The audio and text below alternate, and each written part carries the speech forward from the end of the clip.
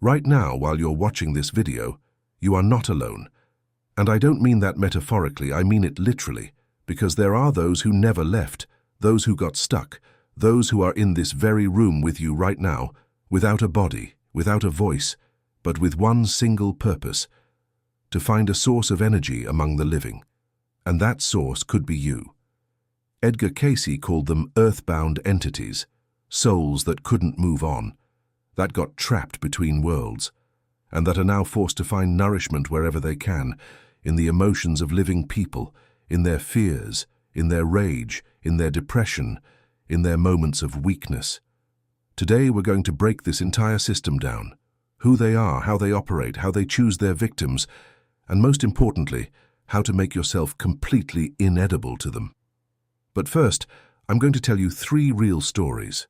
Stories of real people who had no idea what was happening to them until it became impossible to ignore.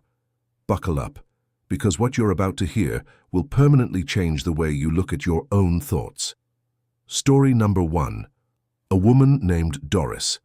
Her case is documented in the archives of the Association for Research and Enlightenment, the organization that catalogued Cayce's work.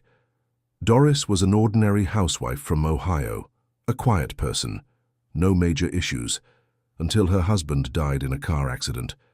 After his death, she began to change, slowly, almost invisibly. First, just a low mood. Then, explosive outbursts of rage that no one who knew her had ever seen before. Then, voices, not hallucinations in the clinical sense, more like intrusive thoughts with someone else's tone of voice. She started using her husband's expressions, his phrases, his mannerisms. She began reacting to situations the way he would have reacted, not the way she ever had. Her children were terrified. A psychiatrist diagnosed her with complicated grief and personality disturbance, prescribed medication. Nothing changed. When her family brought her to Cayce for a session, he said something that shook the entire family to its core. Her husband had not moved on. He had died so suddenly, so unexpectedly, that he hadn't processed what happened, and he had attached himself to his wife's energy field, the only person whose energy felt familiar to him. He wasn't trying to hurt her. He simply didn't know what else to do. Cayce conducted several sessions in which he essentially communicated the situation, to the living and to the trapped soul alike. Gradually, Doris's symptoms began to fade.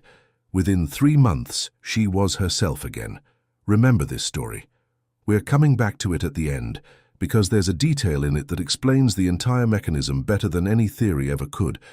Now let's get into why they don't leave, why they don't cross over to where everyone else goes. Cayce explained this through vibration, and this is crucial to understand, because without it, nothing else will make sense. Picture a radio spectrum. On one frequency, classical music. On another, heavy metal. They exist simultaneously in the exact same space, but they can't hear each other. They don't overlap. They don't interact. That's how the levels of reality after death work. The higher spheres, what religions call heaven, the light, paradise, those are high vibrations. Light, clean, full of what Cayce described as conscious unity with the source. That's where a soul goes when it lived with love, with awareness, with acceptance. But what happens to a soul that spent its entire life anchored to the physical world? A person who lived only for money, only for power, only for alcohol or pleasures that can only be experienced through a physical body. A person who died suddenly, like Doris's husband, and never got the chance to understand what happened. Or a person so consumed by rage, by unforgiven bitterness, that those emotions literally hold them in place like an anchor. The vibration of that soul is heavy, dense, low, and it physically cannot rise any higher. It simply can't see the higher spheres. Like someone who is completely blind can't see colors. The colors exist, but for them there's only darkness. And that soul stays here, in our space, in our dimension, just without a body. That is what Cayce called an earthbound entity, not a movie monster, not a demon with horns. A person, an ordinary person who died, but didn't leave, and who now exists in a state of permanent hunger, because everything they knew how to feel when they were alive, emotions, sensations, desires, they can no longer feel. They have no body, no nervous system, no way to access what they were addicted to. Imagine a drug addict with no way to get a fix. They can see it. They remember what it felt like, but they can't touch it. That's the state of permanent frustration they're trapped in, permanent thirst, and the only thing available to them is to attach to the energy field of a living person and feed off their emotional output. They don't eat our food, they feed on our anger, our fear, our despair, our depression, because that is the only energy source they can access. Now, the mechanics of how this attachment actually happens, and this is where it gets genuinely uncomfortable. Cayce described specific windows, specific states, through which an earthbound entity can latch onto a living person. The first and most obvious one is altered states of consciousness. Alcohol, drugs. In these states, the protective barriers of a person's energy field literally weaken. Cayce compared it to leaving your front door wide open. You opened the door, and it wasn't just fresh air that walked in. Everything that was standing outside walked in with it. This is why drunk people so often become unrecognizable. They say things that aren't theirs. They do things they would never do sober. According to Cayce, this isn't a metaphor.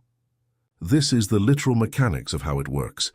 An entity that feeds on the vibration of intoxication temporarily amplifies its influence through that open door. The second window is intense, uncontrolled anger, explosive arguments, screaming matches, states of pure rage. An emotional discharge of that magnitude is literally a feast for an earthbound entity. This is why Cayce explained that in families where constant conflict is the norm, the conflict never ends. The entity feeding on that conflict has a direct interest in keeping it going. It nudges the participants toward the next eruption on a subtle, almost imperceptible level, because otherwise, it starves. The third window is deep depression, chronic emptiness, hopelessness, a person who truly cannot see the point of anything. Cayce said, depression is one of the most dangerous states, not just for mental health, but for energetic protection. A person in depression stops generating their own life force. They become an empty vessel, and an empty vessel is the ideal candidate for being filled by something from outside. And here is the second story. Real. Documented. The Martinelli family from Pennsylvania. 3 generations of the same family, and 3 generations of the same problem. The men in this family drank, all of them, without exception. The grandfather drank, the father drank. The son, who grew up in a sober home who swore he would never repeat his father's path, started drinking at 32, right after his father died. He described it himself like this: I didn't want to. My body didn't want alcohol, but something inside me wanted it desperately, like a foreign thirst had moved into my body. His wife brought him to a researcher working with Cayce's methods. The assessment was specific. The entity of his deceased father, an alcoholic who remained on the earthly plane after death because his entire existence had been defined by one physical addiction, had attached to his son's energy field. And through that field, he was trying to access the only sensation he had ever known, not out of malice, out of hunger. When this attachment was addressed directly, the son's craving disappeared within a matter of weeks, on its own. No medication, no aversion therapy, no 12-step program. He hasn't had a drink since. Sit with that story for a moment. How many families right now are calling alcoholism hereditary or genetic, and never once consider another explanation? Now let's talk about the hierarchy of shadows, because earthbound entities are not a uniform mass. This is a structure, with its own levels, its own scale of influence. At the lowest level are what Cayce called place-bound entities, the souls of ordinary people with ordinary weaknesses who simply didn't leave. They're tied to a specific location, a house, an apartment, a street. Their influence is local. The symptoms of their presence, an inexplicable sense of heaviness in a specific space. The feeling of being watched. Chronic, causeless arguments that only happen in one particular place. Fatigue that never lifts, no matter how much you sleep, but only when you're in that specific location. Sleep disturbances tied to one particular room. If you moved into a new place and suddenly became a completely different person, that's a question worth asking yourself seriously. At the next level are entities attached to people rather than places. During life, these were manipulators, controllers, people for whom power over others was the primary source of pleasure. After death, they continue doing exactly what they were skilled at. Have you ever noticed that after a toxic person in your life dies, you don't feel relief? That their patterns somehow keep living? That someone else starts speaking in their phrases or triggering the exact same situations? Cayce didn't call that coincidence. This is literal energetic transference onto a new host. And the third story is about exactly this. A young woman, we'll call her Anna, after the death of her mother, a domineering, controlling woman who had managed her daughter her entire life through guilt. Anna expected to feel free. Instead, she got something strange. A voice in her head that sounded exactly like her mother, that commented on every decision she made. That said, "You're not good enough. You won't manage. You're nothing without me." A psychologist told her it was grief, trauma processing, an inner critic. Possibly. But therapy wasn't helping. The voice didn't quiet down. It got louder, specifically in moments when Anna felt happy, as if her happiness was making someone angry. Cayce described precisely this scenario. An entity that fed on control during life continues that same feeding after death. Because the victim's happiness and independence mean the loss of a food source, the parasite is not invested in your freedom. It is invested in your dependency, your self-doubt, your fear, because that is its food. At the top of the hierarchy are what Cayce spoke about rarely and carefully. Systemic entities, those capable of influencing not just one person, but entire bloodlines, families where the same patterns repeat across generations, the same illnesses, the same relationship dynamics, the same tragedies playing out on a loop. What folk tradition called a family curse, Cayce explained through the mechanism of an energetic entity attached to a lineage, continuing to feed on that family's conflicts for decades, until someone in that line consciously breaks the chain. Now, the symptoms. How to know if something is feeding on you right now. Cayce warned that low-level attachment is far more widespread than anyone wants to admit. This isn't Hollywood-style exorcism. This is quiet, subtle. It looks exactly like your own thoughts. And that is the most dangerous part. First symptom: sudden, illogical mood swings. You were fine. No reason to feel bad. And then, within minutes, something dark rolls in. Irritation, anxiety, dread, no visible cause. Your own emotions shift gradually and have a reason. What comes from outside arrives like a wave, abrupt, and it can leave just as abruptly. Second symptom: thoughts that are clearly not yours. A person with no history of aggression suddenly finds violent imagery in their head. Someone who loves life suddenly thinks about death with no external trigger. A compulsive pull toward alcohol, conflict, or self-destruction that simply doesn't fit your personality. Cayce was explicit. Not every thought in your head belongs to you. Some of them are transmissions from the energy field of whatever is attached to you. Third symptom: chronic, unexplained exhaustion. You're sleeping enough, no medical cause, but you wake up already drained, as if someone spent the entire night pulling energy out of you, because according to Cayce, that's exactly what's happening. At night, when consciousness disengages and protective barriers weaken, these entities are most active. This is why virtually every indigenous culture on Earth has nighttime protection rituals. These people weren't superstitious fools. They were empirically documenting a real pattern across generations of observation. Fourth symptom: the sense of a foreign presence at the boundary between sleep and waking. The hypnagogic state. Figures, shadows, a feeling of pressure. Sounds.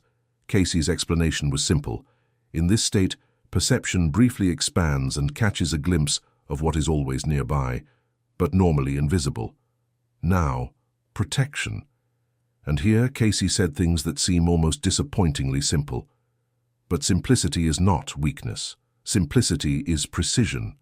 The core principle he returned to again and again: Like attracts like. An earthbound entity with low vibration physically cannot attach to a person with high vibration, in the same way a radio tuned to one frequency cannot pick up another.